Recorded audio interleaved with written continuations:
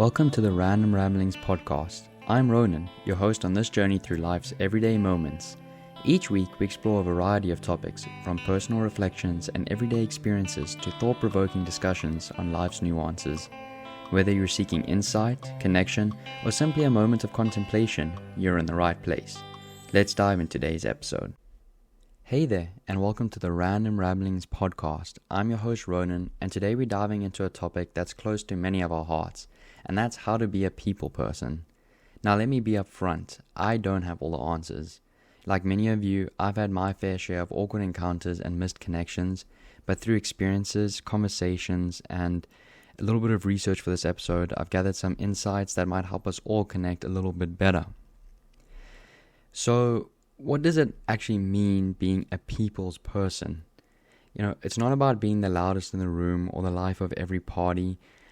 It's about connecting with others in meaningful ways, showing genuine interest, and building relationships based on trust and empathy. I've read, I did a bit of research for this episode, and one of the quotes that popped up was from a famous psychologist by the name of Dr. Howard Gardner, and he refers to this as interpersonal intelligence, which is the ability to understand and interact effectively with others. This brings to mind skills that we could really develop to become good people persons, which include things like active listening, empathy, and effective communications. So in today's episode, I would like to aim in giving some practical steps to enhance your people skills and all of that, just to, for all of us just become better people's persons. So let's explore first some practical steps to become more adept at connecting with others. The first thing you want to do is be a good active listener. Often we're so focused on what we'll say next that we forget to truly listen.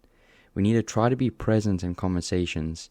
One of the main things that I don't see many people do is maintain eye contact. That's the worst when you're speaking to someone and they're not looking at you and looking maybe at side to side or other things. It really makes you feel like they're not listening to what you're saying, and I do think other people feel the same way. So, you want to keep good eye contact and really try to be present in those conversations to show that you really are engaged. This not only makes others feel valued, but also deepens your understanding. You also want to show genuine interest. Ask questions about people's interests, experiences, and perspectives. You also want to remember the small details, like someone's favorite hobby or recent achievement. This can go a long way in building a rapport. People will ask you sometimes questions later down the line of something that they said, and it's always awkward if you don't remember some of those details, especially if it's a thing that's really important to someone. So I think, you do want to try and show genuine interest if you want to build a rapport with someone. And even if they're tedious conversations, it's often important to be interested, to some degree. Now, the next point here is, in college, I really tried to, I came from South Africa, I came to study in the United States. I wanted to get more friends. I didn't have many friends coming here. So I was, I just tried to stay in my sport, but I wasn't really getting a lot of people contact, and I'm a very social person, so I started feeling a little bit lonely. But one of the things I started doing is joining clubs and organizations, and this really helped me find like-minded people and find a connection with a lot of people.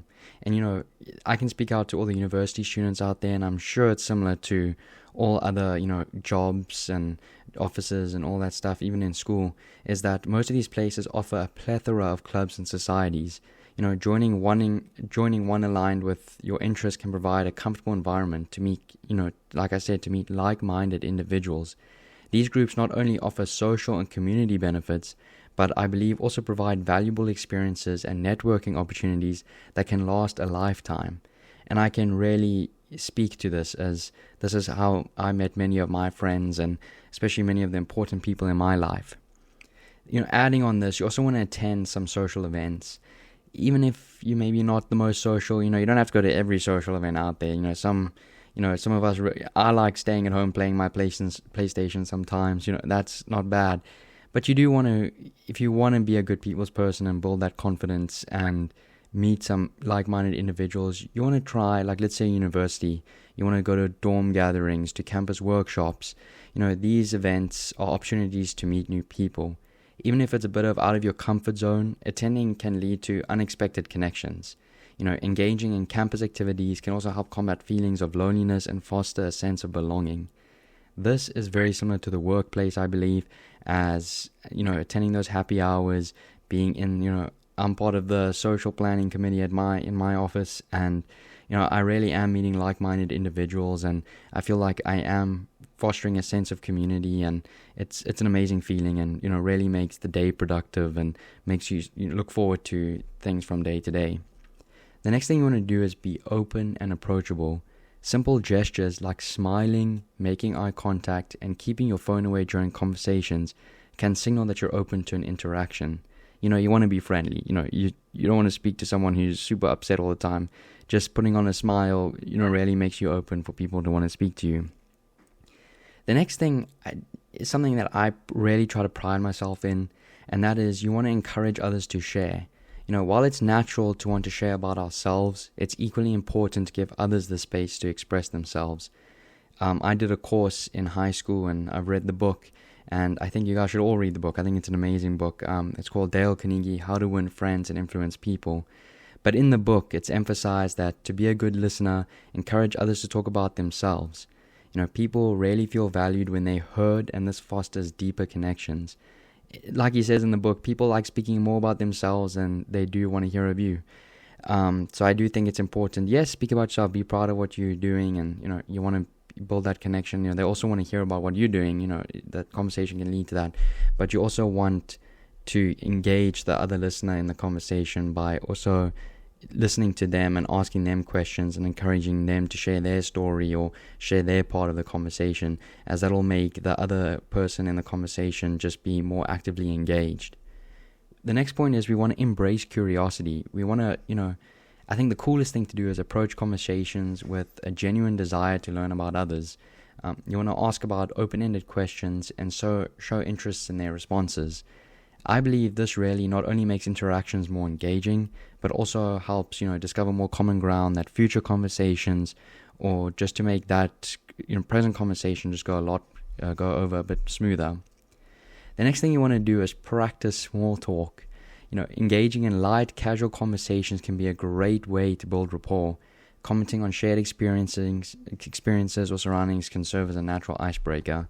Now, what I mean by this is building connections with people sometimes just comes down to a matter of confidence and being able to keep the conversation going. It's always awkward when you start speaking to someone and there's nothing to talk about and everyone just sits there in silence.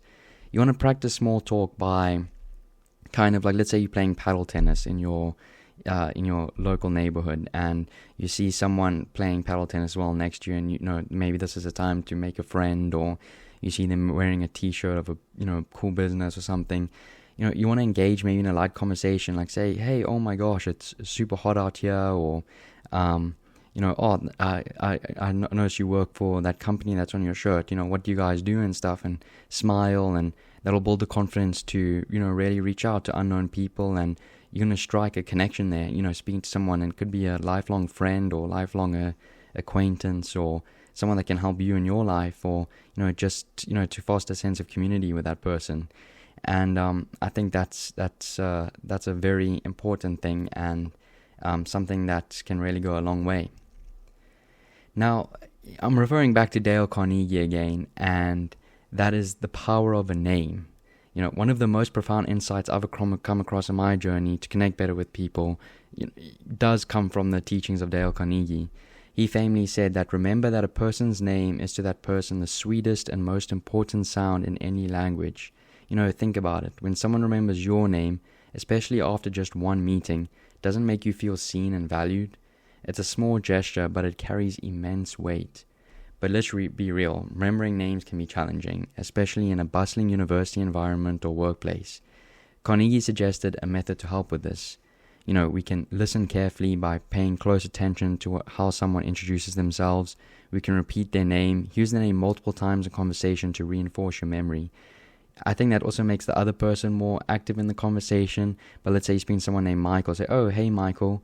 We should hang out sometime.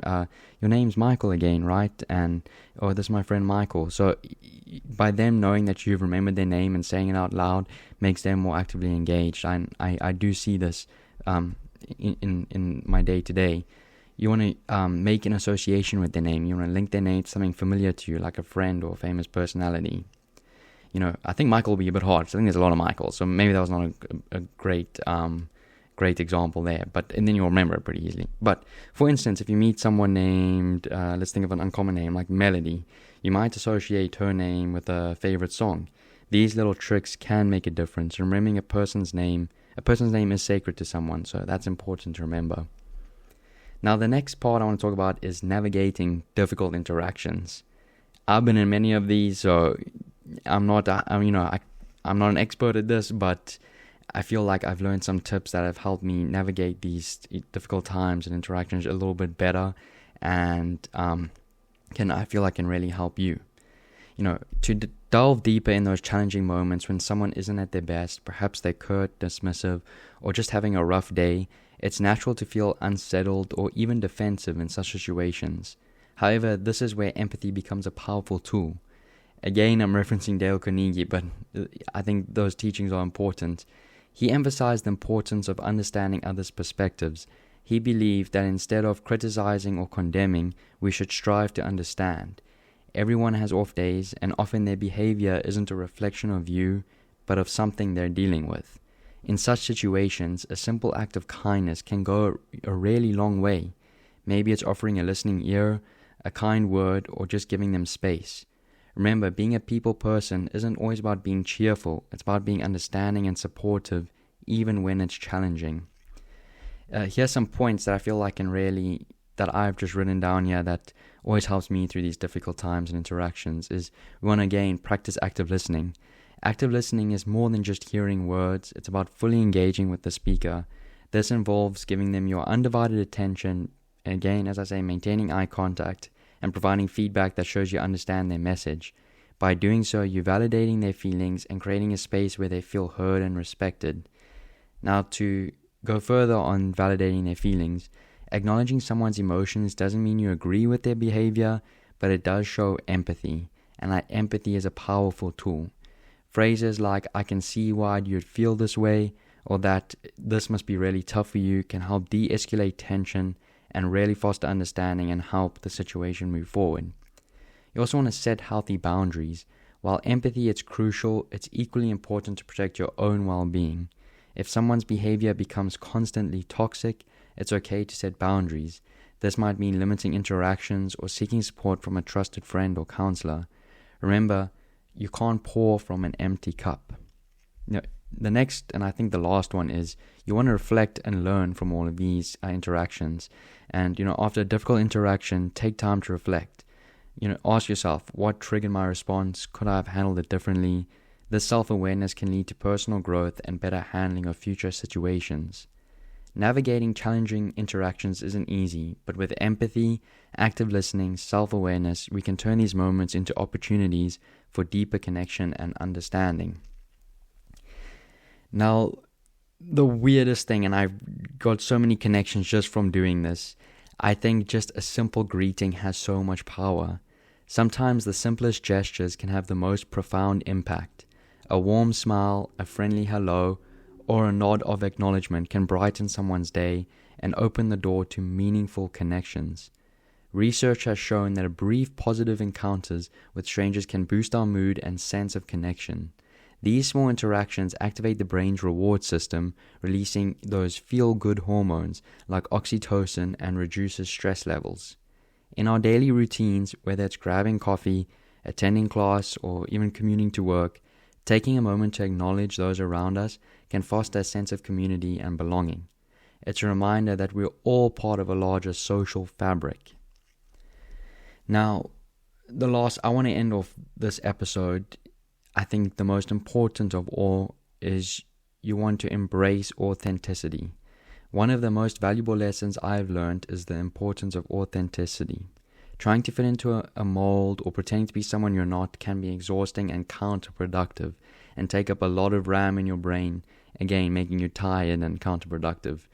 Embrace who you are and you'll attract people who appreciate the real you. You want to get friends that appreciate you. You don't want to be someone that you're not. So yes, I don't have the answers to everything. Take all my advice of, all these things of being a better people's person. But, be yourself. You only want to be associated with people that in reality are like-minded, similar to you, or of similar mind, and, that you can enjoy your life with them. That's the whole point of connections. But yeah, to wrap up, becoming a people's person isn't about changing who you are. It's about enhancing your ability to connect, empathize, and build meaningful relationships. It's a big journey of growth filled with learning experiences. But thank you so much for joining me of this episode of Random Ramblings. If you found this discussion helpful, consider sharing it with a friend, or leaving a review. We're just starting off in our early days, so a review would be awesome. Even I'll say what those YouTubers say, like and subscribe. But until next time, I'll see you guys next week. Thanks so much for listening.